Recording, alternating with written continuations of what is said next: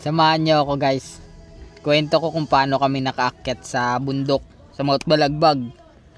Nang wala sa plano. Bigla ang yayaan lang. Tas tara, alis tayo, bundok tayo. Hinga muna tayo. Pagbaba namin sa Cubao guys, lakad naman kami papuntang terminal. Nasasakyan namin papuntang Montalban.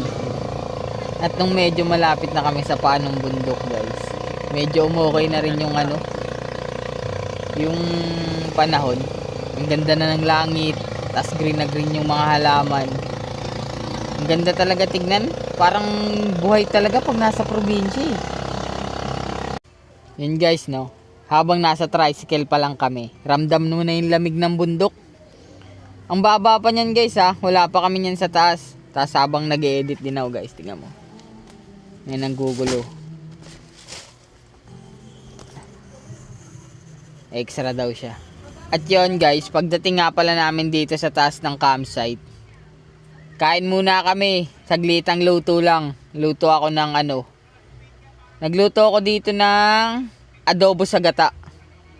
Buti na lang may dala din akong kalan. Kaya sobrang laki ng bag ko eh. Ang daming laman.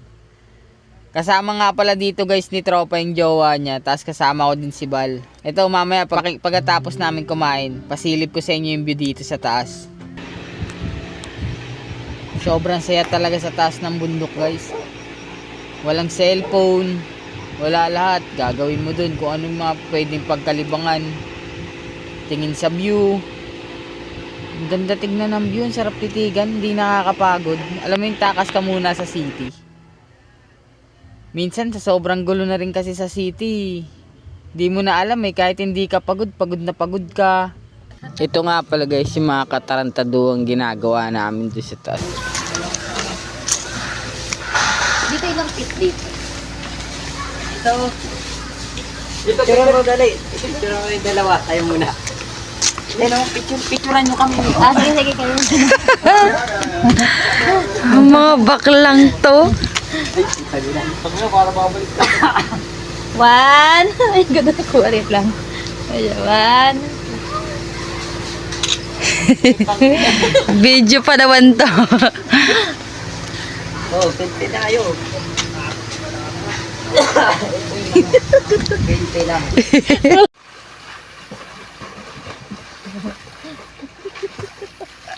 O ano na yan? Nakaya. One to na. At yan guys, pagtapos namin magtampisaw, medyo hapon na kasi yun. Nag-asikaso na rin kami ng pagkain namin.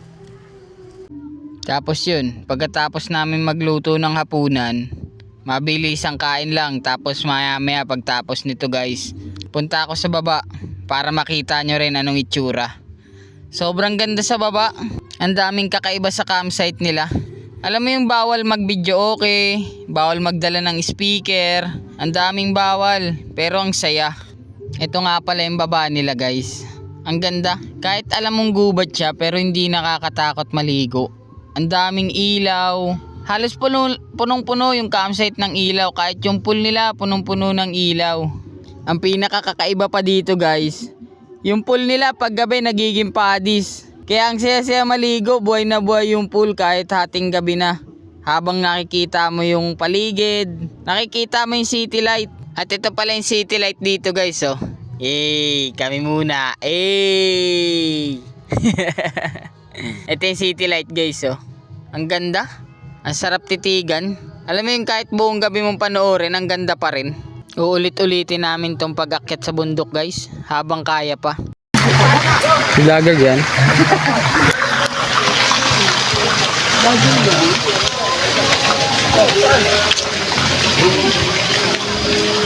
So nga pala guys no, bago ka paakyatin dito sa bundok na to, o kaya bago ka makaakyat, may seminar muna. Kailangan nyo munang dumaan sa barangay nila. Tapos pagdating sa taas, tsaka kayo sa seminar. Ito kahit hating gabi na, itong video na to, mga 10 na to ng gabi. Pero ang dami pa rin umaakyat sa bundok guys. Safety naman kasi may mga tour guide sila. Ang dami pang tao. What's up? Hello mga guys! Guys, sabi mo guys. Aahon kami sa aming kubo guys. Di ba pakapunta kami ng Malaria? Di ba gagawin? Di ba SM? Pinasok niya sa loob. Ito ang aming mga bisita guys. Ito ang mga bisita namin sa resort guys. Mga lasing na sila guys eh. Nag-vlog. Ayan guys so. Ano doon? Good morning guys. Tuloy natin yung kwentuhan. Di ko na kasi natapos kagabi. Nantok na ako eh. Salin muna tayo ng mainit. Sarap pa naman magkape ngayon. Umuulan din.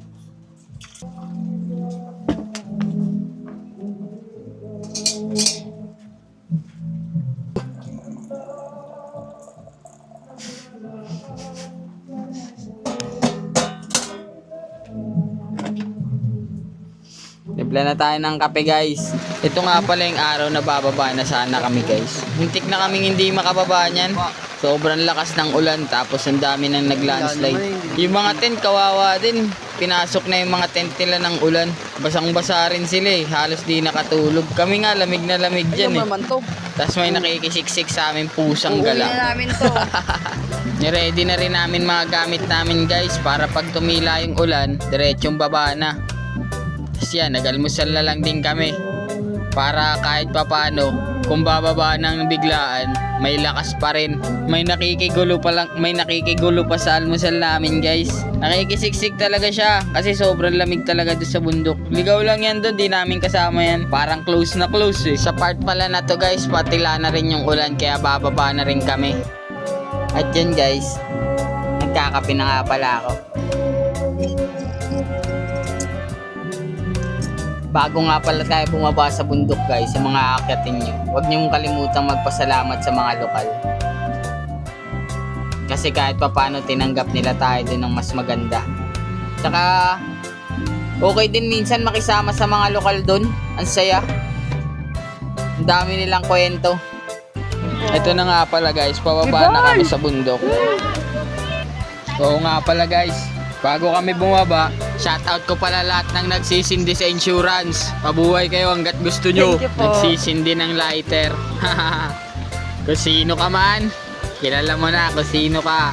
Pababa na kami. Uuwian na. Ban. Saan ha? Subali ng mabagal. Huwag lang gumulong.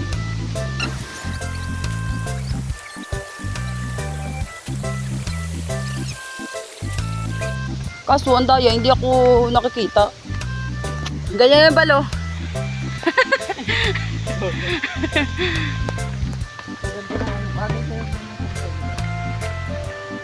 Pag nakalugi ang buhok. Yung paakyat, ang grabe. Wala may magtulak tayo sa puwet. Nakakaangat.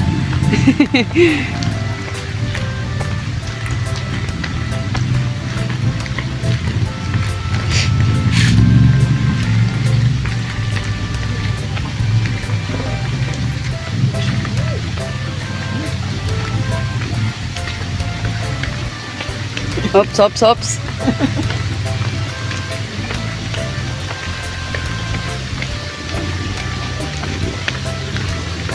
Kailangan mo ang preno sa harapan.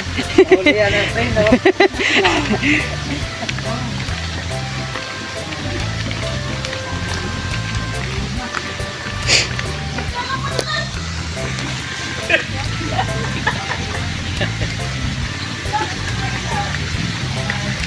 Dahan-dahan pala, ang daming tungo.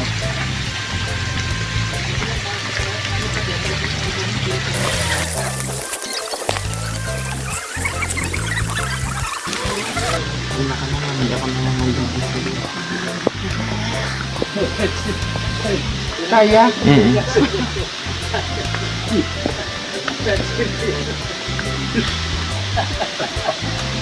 Barok. Barok. Uy. Yan naman lalaki, barak na.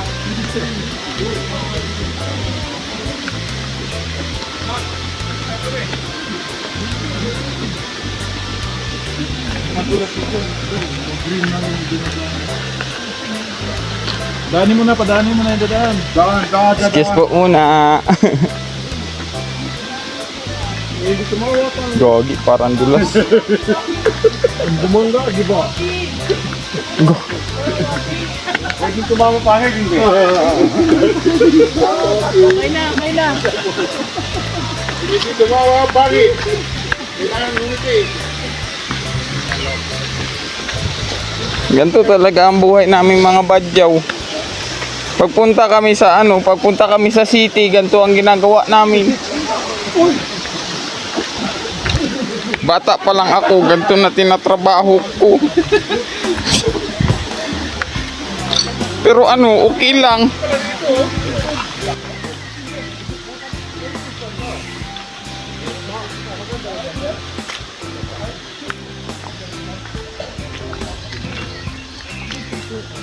Harap mo sa atin, man.